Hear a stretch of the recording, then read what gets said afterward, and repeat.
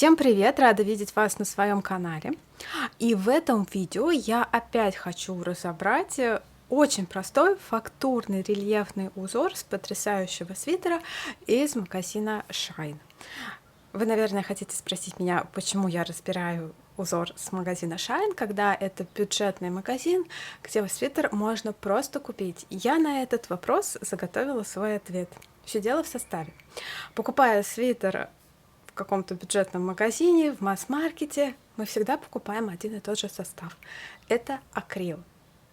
Встретить что-либо, кроме акрила, по бюджетной цене, даже хлопок, даже полухлопок вязаный, очень сложно. А вот связать, повторить с тем составом, который нужен нам, из шелка, из шерсти, из кашемира, из мериноса, из простого хлопка, мы можем всегда. А взять модель из масс-маркета, либо взять узор с этой модели из масс-маркета и применить его в своих изделиях не составит труда.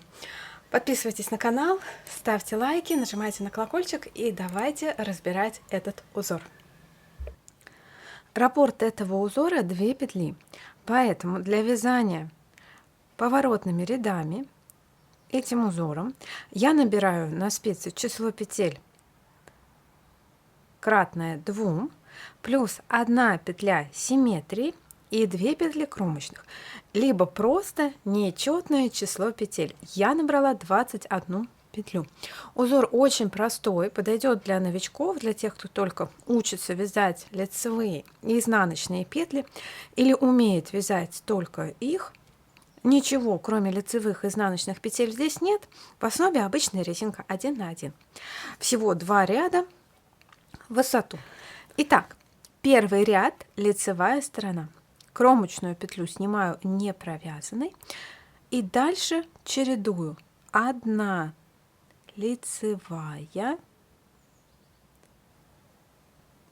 1 изнаночная и опять 1 лицевая, 1 изнаночная.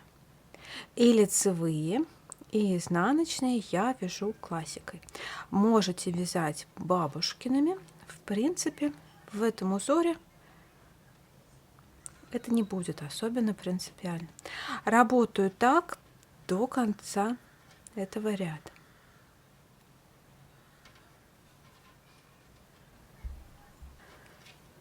В конце ряда остается петля симметрии и 2 кромочная.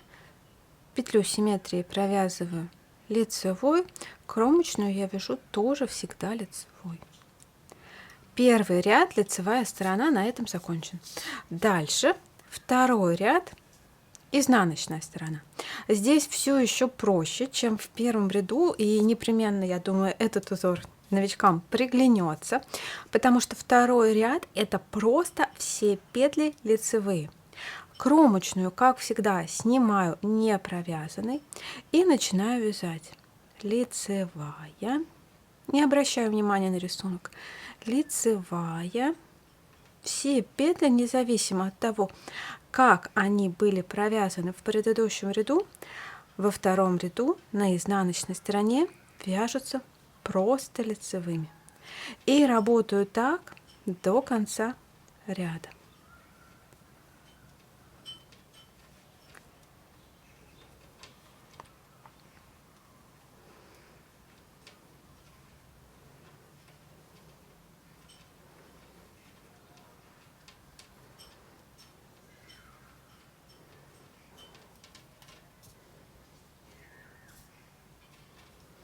Последние 2 петли в этом ряду, петля симметрии лицевая и кромочная. Кромочную тоже вяжу лицевой. Итак, раппорт в высоту тоже закончен. Дальше возвращаетесь к первому ряду и повторяете с 1 по 2 ряд на нужную высоту. И вот такой, смотрите, какой фактурный, рельефный фоновый узор отлично заменит лицевую гладь, если она вам надоела, либо можно заменить им узор рис, либо любой другой фоновый узор. Смотрится интересно и необычно. И его изнаночная техническая сторона. Вот такая красота. Давайте теперь про то, как связать этот узор по кругу. Для кругового вязания число петель в ряду должно быть четным, соответственно, без кромочных набираем и без петель симметрии. У меня 30 петель. И здесь тоже 2 ряда, как это вяжется. Я буду вязать вот такой маленький образец на вот таких вот муси-пусечкиных спицах, тоже от Knit Pro. Первый ряд кругового вязания. Здесь то же самое.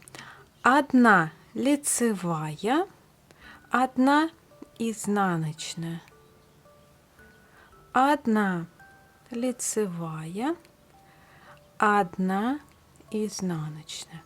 Вяжу опять все петли классикой. Работаю так до конца ряда. Закончится ряд, соответственно, изнаночной петлей. Маркер у меня отмечает начало и конец ряда, его я просто перебрасываю. И дальше второй ряд кругового вязания. Здесь, соответственно, просто все петли изнаночные, изнаночная, изнаночная и снова изнаночная. Изнаночная опять-таки вяжу классикой, повторяю это каждый раз. Можете вязать бабушкиными. Если вы не знаете про различия в изнаночном и классическом вязании, то рекомендую свое супер короткое видео про эти техники, которые вы найдете внизу в описании, либо вот здесь по подсказке. И вяжу так до конца ряда. И, соответственно, раппорт этого узора в высоту опять 2 ряда, 2 петли.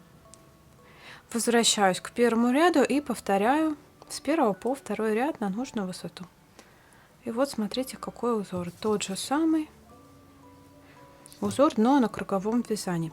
Отлично подойдет такой узорчик и для шапочек.